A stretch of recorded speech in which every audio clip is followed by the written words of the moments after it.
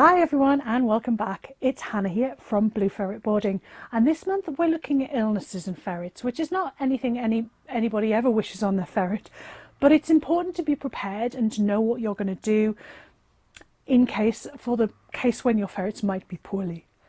So this week we're going to look a little bit more at first aid. Now again, first aid is just that. If your ferret is poorly, you really should be taking it to a vet as soon as possible.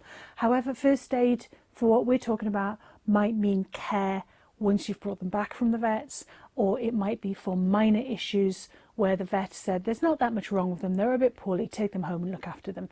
That's what we're talking about, and first aid does not mean don't take them to the vets. So the first thing to remind you is that even if your little cuddle bugs are normally the softest in the world and wouldn't bite a fly, please remember that if they're in pain, they will possibly bite you.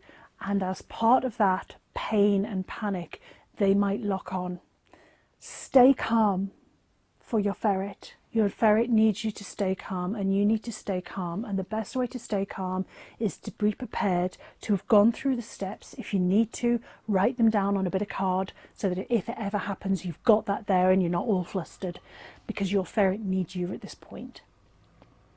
So for minor things, going back to the first aid then, for minor things such as if you've cut one of their nails and it's a little bit too short and you've just clipped it a little bit too short and it starts bleeding, something like flour or soap or styptic pens or beeswax, something like that, you can put that over the nail and it'll help stop the bleeding. However, what I'd also say is put the ferret back in the cage, because they're more likely to fall asleep, where if you've got them out still, if they're running around, their heart's still beating fast, pushing the blood around, which is more likely for it to carry on bleeding. So if you have done that, just try and put them back into a smaller area and they'll fall asleep, which will lower the heart rate and help that clot nicely and heal. If you've got some minor scratches on them, again, clean that I prefer to use lukewarm water, making sure it is only lukewarm, a little bit of lukewarm water, a little bit of cotton wool dunked in it, and I will clean that as best I can. If I really need to, I'll use a bit of soapy water, but I try not to, just in case it'll sting. And then I will tap it dry with a very clean towel. And again, don't rub, just gently tap it dry to keep those things clean. And if they start scratching it again, it might be something you need to take it back to the vets just to check there's no underlying infection that's happened. But on the whole, just clean lukewarm water will work for that, and then a clean towel. If they fell from a distance and they scratch themselves, I would be taking them to my vets to check for anything internal that's gone wrong that you can't be sure of. If you know that it was just a scratch and you saw the scratch happen and you're happy that there's nothing internal that's gone wrong, then fine, just treat it. But if you're unsure of how they got the scratch, or if you saw it and it was something a bit more major, do take it to the vet so the vet can check for any internal bleeding, which it could be minor if the vet checks it and is able to sort it, but it could be major if it's left unchecked. If your ferret starts vomiting, again, monitor that for 12 hours. Look at how they're drinking, how they're eating, how they're pooping, the rest of it. But if it goes on for more than 12 hours, please take the ferret to the vet, because that could be the sign of a blockage. If they've stopped eating entirely, go before that 12-hour period. If you can see they've stopped eating and you're concerned, take them earlier. It doesn't matter, just take them. But if after 12 hours you feel, I'm not happy, I'm not convinced, take them to the vets. Again, diarrhea, the same thing, but less than 12 hours potentially. If they've got a lot of diarrhea and you can see that they're not drinking and weeing, then take them to the vets. It could be a little bug that'll work its way out, but again, with diarrhea, are they going to rehydrate themselves well enough? Are they going to be eating well enough? They can lose weight very, very quickly, and it can be very difficult to get it back on. Okay, we're going to come to seizures. I'm very glad to say I've never had direct experience of seizures in ferrets. However, I have with humans, and it is frightening. And just as you would with a human, if a ferret has a seizure, all you can do is keep that ferret safe from itself and from you. Do not put your hands or anything near a pen or anything. Do not put anything near its mouth, because as part of the seizure it might clamp down and then you're stuck. It won't swallow its tongue, but just keep it from hurting itself through that seizure. Put it somewhere soft and just watch it and make sure it's okay.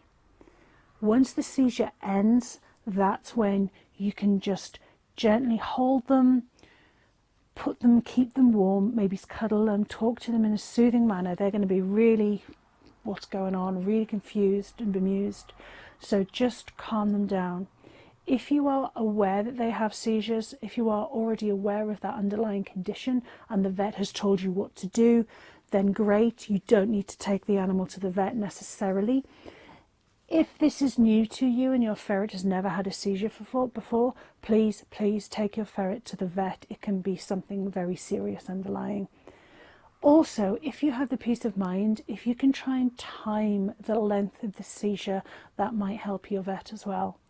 The other thing with a seizure, to help them a little bit, you can put a little bit of glucose syrup or honey and rub it on their gums a little bit around here every 5 minutes. And that might help bring them round a little bit from the seizure, just to give them a bit of a boost. But again, take them to the vets. That's the main thing. So a first aid kit, you should be looking at something like a 10 ml syringe. You don't have the needle on the end, it's just the syringe, and that's just a good way of feeding them. And again, if I've got a poorly ferret, I will quite often keep a diary of how much they're eating, when they're eating, and if I've had to syringe feed them, I can have a better idea of how much there is, and also when they're pooping, when they're weeing. So a 10 ml syringe, you might want some flour or a bit of beeswax or a styptic pen or a bit of soap, again for if you're clipping their nails and there's a little bit of blood. Maybe a bit of honey or a bit of golden syrup or sugar water, again for if you need to just help a ferret round from something. If they're very weak and they just seem to be very dazed, that could be a low blood sugar. So a little bit of honey on their gums.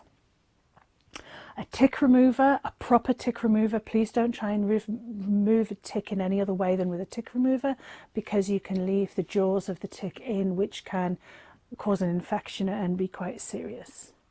Emerade is a good one as well. We used to say RCC, but I'm going to say Emerade because Royal Canine Convalescence is no longer available. So you can now get Emerade, as in EMER aid. Please make sure you get the carnivore ones, because there are different ones for different types of animal. And that is the sort of the ferret equivalent of Complan, which is really good for a sickly ferret. It's a lot of high nutrient value for low food content, as it were. So if they're really poorly and they're not managing to eat a lot, what they are eating is very high nutrient value. I believe you can also use chicken flavoured human Complan, but you can't use any other than chicken because they have glucose in them, which isn't necessarily good for a ferret. And the other thing you can look at getting, and I think Royal Canin still do have this. If you've got any questions on what I've said, if you've got any comments or things that you use as well, please do let us know in the comments below. Like, subscribe to us, and I'll see you next week when we're going to look at a few of the main illnesses that sadly our ferrets can contract. Until then, bye bye.